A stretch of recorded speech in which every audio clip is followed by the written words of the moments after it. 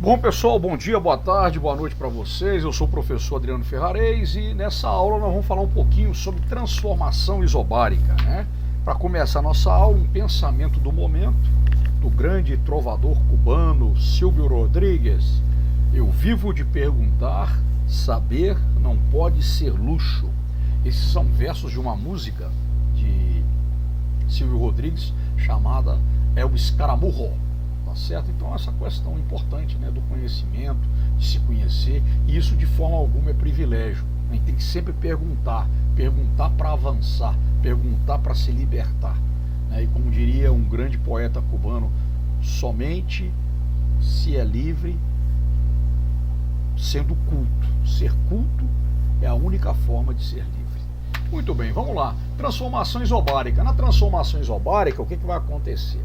A pressão da massa gasosa ela permanece constante, de forma que eu vou ter pressão 1 igual a pressão 2, pressão no estado 1 igual a pressão no estado 2. Então a lei geral dos gases ideais ela fica como?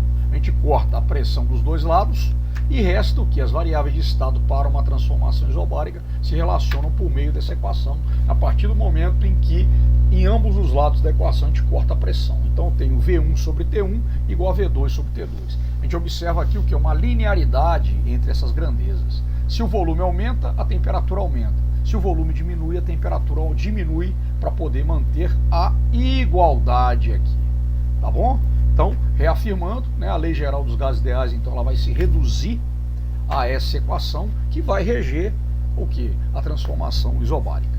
Certo? Como é que ficam os diagramas, né? O primeiro diagrama que a gente vai ver com uma transformação isobárica é o diagrama pressão em função do volume.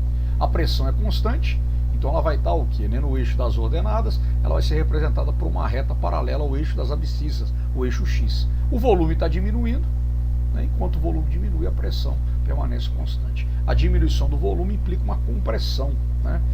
O gás está sendo comprimido. Representando agora a temperatura em função do volume.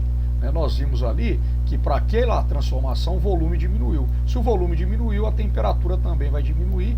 A curva que expressa temperatura em função do volume para uma transformação isobárica vai ser essa reta aqui decrescente.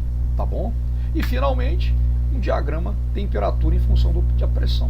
A pressão é constante antes e depois, né, no estado 1 e no estado 2, e nós vemos o quê? Que a temperatura diminui, tá? Representado por essa reta aqui. Tá certo, pessoal? É isso, tá? Até a próxima aula.